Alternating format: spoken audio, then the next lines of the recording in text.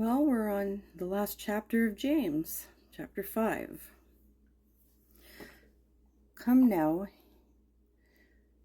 you rich, weep and howl for your miseries that are coming upon you. Your riches are corrupted, and your garments are moth-eaten.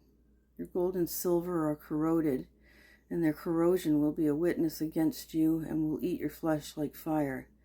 You have heaped up treasure in the last days. Indeed, the wages of the laborers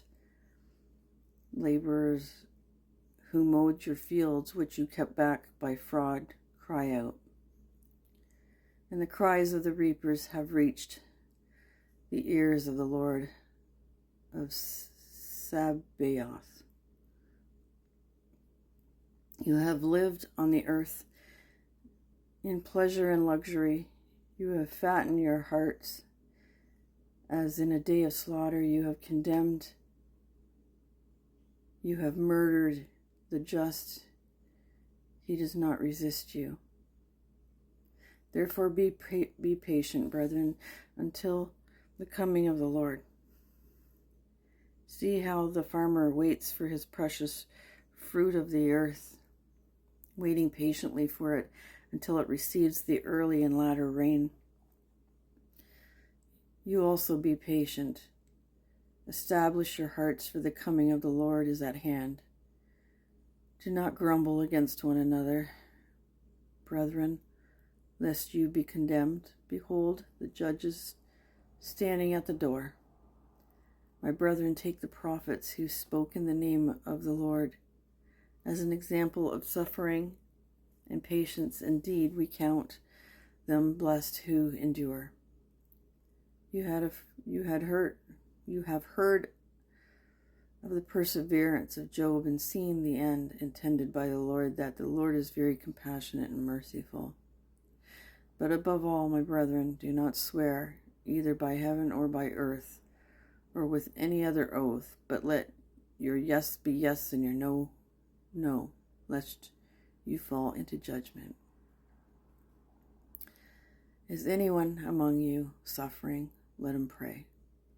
Is anyone cheerful? Let him sing psalms. Is anyone among you sick? Let him call for the elders of the church and let them pray over him, anointing him with oil in the name of the Lord. And the prayer of faith will save the sick, and the Lord will raise him up. And if he has committed sins, he will be forgiven. Confess your trespasses to one another and pray for one another that you may be healed. The effective fervent prayer of a righteous man avails much.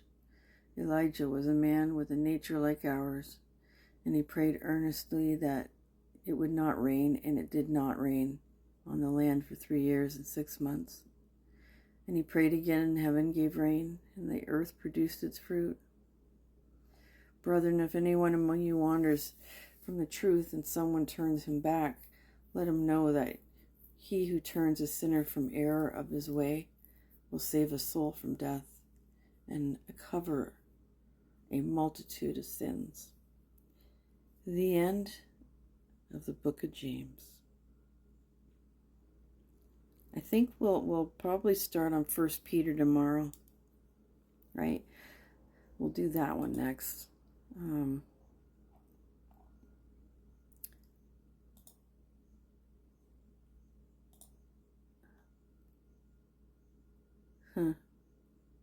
Yeah, I think we'll do that. We'll start on 1 Peter tomorrow. I'll be back on later on and do a psalm, and then we'll have Bible study tonight. Might as well finish off that 31-day Bible study. I think we're on number 23, if I'm correct. Yeah, I don't know. I'll know when I come on. So I hope everyone has a decent day. I mean, it's really cloudy here, but it doesn't mention any rain. But it says, well, it's 18 out right now, which is cool. Let's see if it's going to be a humid one here. See, I'm from southern Ontario in Canada here.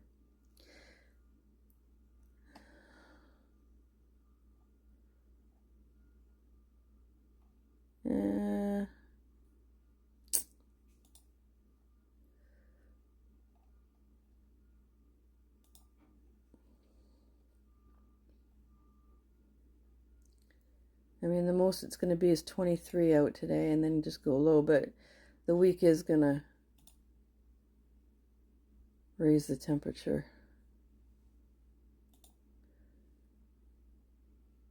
Yeah, mostly cloudy, mostly cloudy, partly sunny, and that's not until, of course, 3 p.m., so. But I'm not going to really worry about it. It's the extreme weather you don't want. Everybody's going through different flooding and earthquakes and volcanoes and all kinds of stuff right now, and are homeless. So I should be thankful. I'm thankful, Lord. Thank you. I mean, we can always find something to complain about, but we shouldn't complain either. And that's something I'm still learning. Oh, yeah. Okay, well, I'll be back on later. Thanks for listening. Goodbye for now.